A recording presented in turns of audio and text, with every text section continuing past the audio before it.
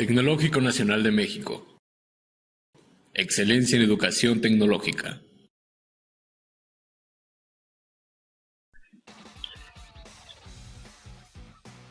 En este ejemplo 5 vamos a ver pruebas de diferencia entre medias, pero ahora con muestras dependientes. ¿Qué significa eso de muestras dependientes? Que las muestras van a ser obtenidas de una misma fuente. Esa misma fuente puede considerarse como una población igual o distinta, pero ¿en qué va a diferir eso? Respecto al tiempo en que se tome la muestra. Es decir, al nosotros tomar datos de una misma fuente y tomar varias muestras de esa misma fuente, estos datos no van a ser tomados al mismo tiempo. Es decir, eventualmente se tendrá que pasar un determinado tiempo para, por ejemplo, después de tomar datos para una primera muestra, tomar ahora datos para una segunda muestra. Es decir, no podemos obtener al mismo tiempo los datos de una muestra 1 y una muestra 2 de esa misma fuente. Es por eso que aquí hablamos ahora de muestras dependientes. Bueno, con el ejemplo a lo mejor esto se aclara un poco más. Vamos al ejemplo número 5. Sherry Welch es una ingeniera de control de calidad de la división de limpiaparabrisas de EMSCO, Inc. La empresa estudia 2 nuevos hules sintéticos para sus limpiadores y Sherry es la encargada de determinar si los hules con los 2 nuevos compuestos se desgastan igual. Equipa 12 autos de empleados de 12 autos de empleados de EMSCO. Aquí está, aquí hay un errorcito en el enunciado. Aquí tendría que decir: se equipa 12 autos de empleados de ESCO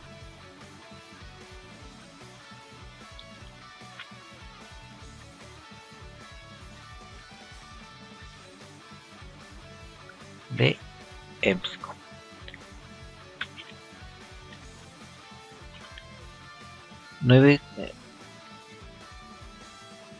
Bueno, ese 9 sobra, ese no va. Con un limpiador de cada uno de los compuestos.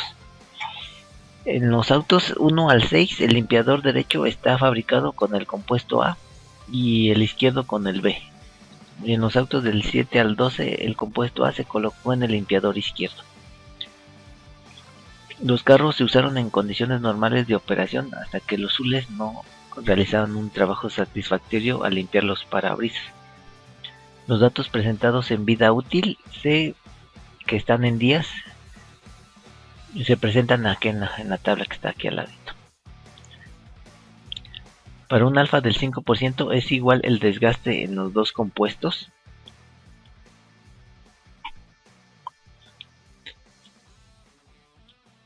Bueno, aquí tenemos que hacer la prueba no sobre los limpiadores izquierdo y derecho, sino sobre los 2 compuestos A y B, que se aplican indistintamente, no indistintamente, sino que se aplican en los limpiaparabrisas izquierdo y derecho en 12 autos. Estos 12 autos vamos a considerarlo como nuestra fuente, es decir, a esos mismos 12 autos se les realizó la prueba con el compuesto A y con el compuesto B. Es decir, por ejemplo, al auto 1, en su limpiaparabrisas izquierdo y derecho, se le aplicó el compuesto A y el compuesto B.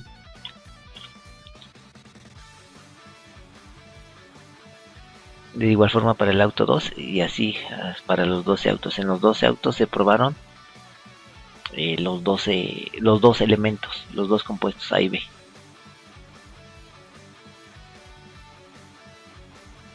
Si lo comparáramos con los ejercicios que estábamos o que hemos realizado anteriormente, aquí tendríamos que tener 24 coches diferentes.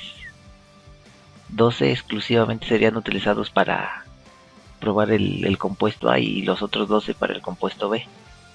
Aquí con los mismos 12 autos probamos ambos compuestos A y B. Esa es la diferencia respecto a los problemas anteriores. Y de igual forma hablamos de 2 muestras aquí. Entonces aquí el enunciado nos dice que de los autos 1 al 6 el limpiador derecho está en el compuesto A. O sea, del 1 al 6 el limpiador derecho está en el compuesto A y el izquierdo en el B. En los autos 7 al 12 el compuesto A se colocó en el limpiador izquierdo. Entonces aquí los que están con sombreado o este conjunto de datos que tengo aquí corresponderán al compuesto, en este caso B, y los que no están sombreados corresponderán al compuesto A. Entonces vamos a reordenar los datos.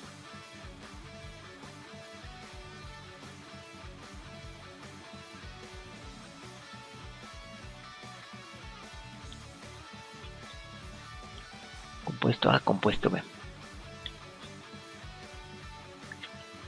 Así de esta forma, compuesto A corresponden a los primeros 6 del limpiaparabrisas derecho y del 7 al 12 el limpiaparabrisas izquierdo, y el B del 1 al 6 limpiaparabrisas izquierdo y del 7 al 12 el limpiaparabrisas derecho.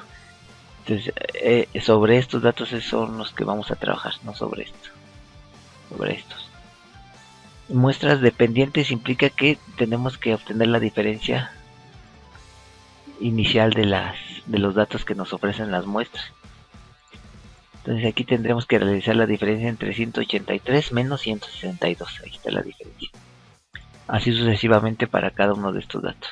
Por ejemplo aquí 156 menos 178 da negativo menos 22. Bueno, con estas diferencias se van a resolver las siguientes, las fórmulas o estas diferencias nos van a servir para obtener los datos necesarios para después sustituirlos en las fórmulas y finalmente pues, obtener nuestras conclusiones. Bueno,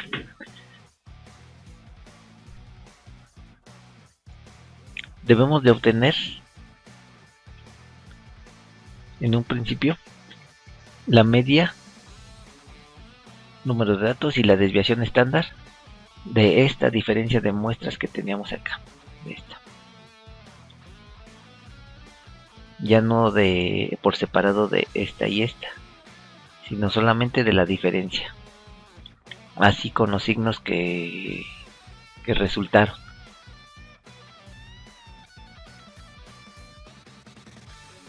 Entonces la fórmula por Excel es la que aparece aquí, desves.m de este rango de datos nos da una desviación estándar de 19.76 días.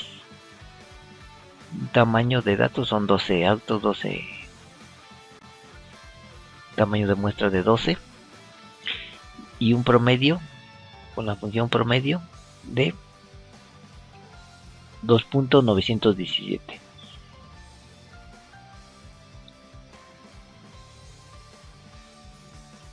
Estas fórmulas, al igual que lo que les mencioné en el ejemplo anterior, pueden ser obtenidas con estas fórmulas de aquí.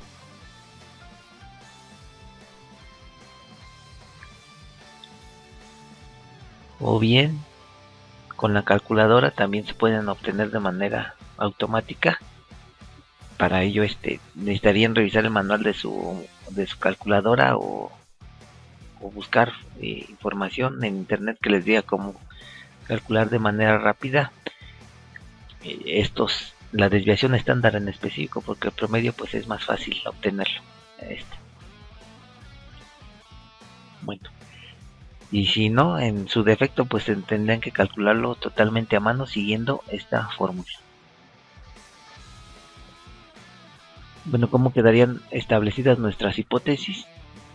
Estableceríamos dos hipótesis que se probarían a un nivel de significancia del 5%.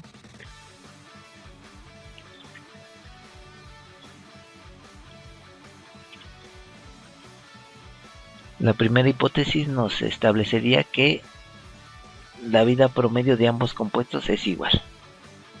μ1 y μ2 refiriéndonos aquí al compuesto A como la muestra 1 y al compuesto B como la muestra 2. Entonces aquí la vida promedio de los compuestos A y B es igual. Y la hipótesis nula, la vida promedio de los compuestos A y B es diferente. Eso implicaría que a lo mejor A fuera mayor que B o que B fuera mayor que A, cualquiera de esos dos casos. Eso con un 95% de confianza. Lo que sigue ahora es calcular el error estimado.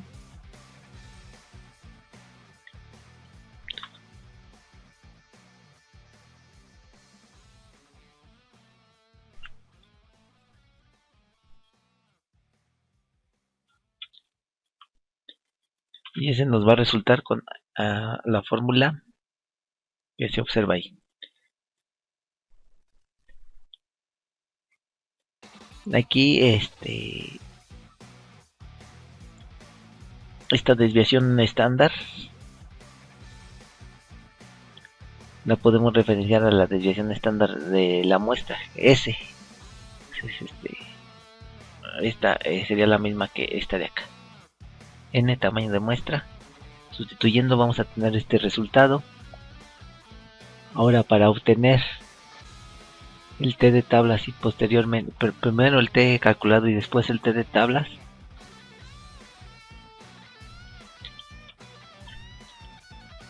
tendríamos que utilizar la fórmula siguiente.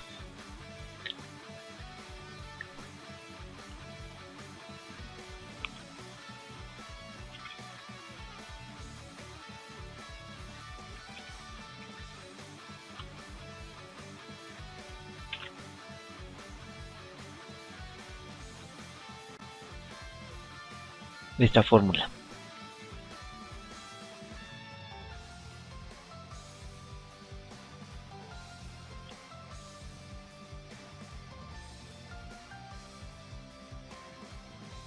Entonces el T estandarizado o T calculado se obtendrá con esta fórmula que se observa aquí. Es la media de la diferencia de nuestras muestras menos la media hipotética sobre el error estándar. Aquí la media hipotética pues también va a ser 0, suponiendo que ambas medias son iguales. Números iguales, su diferencia va a ser 0. Tenemos un valor de T calculado de 0.51. Ahora hay que ver este valor dónde cae en la gráfica. T de tablas que nos va a establecer el límite entre la región de aceptación y rechazo de la hipótesis nula. Aquí, dado que la hipótesis alternativa es una desigualdad, implica un ensayo de dos colas. Entonces nuestra T de tablas la tendremos que buscar de esta forma, un alfa sobre 2, 0.05 sobre 2, con n-1 grados de libertad, es decir, 12 menos 1, 11 grados de libertad. Tendremos una T más menos, una T positiva y una negativa, con un valor de 2.201. Puede buscarse en las tablas de papel o directamente con esta función de Excel.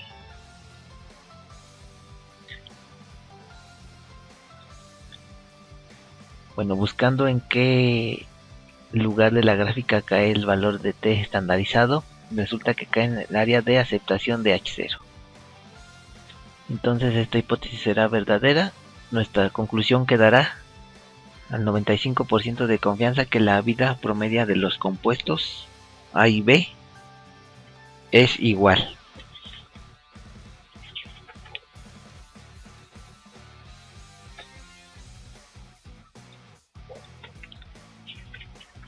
O dicho también de otra forma, los dos compuestos no son significativamente diferentes respecto a su vida útil. Bueno, todo esto con un 95% de confianza.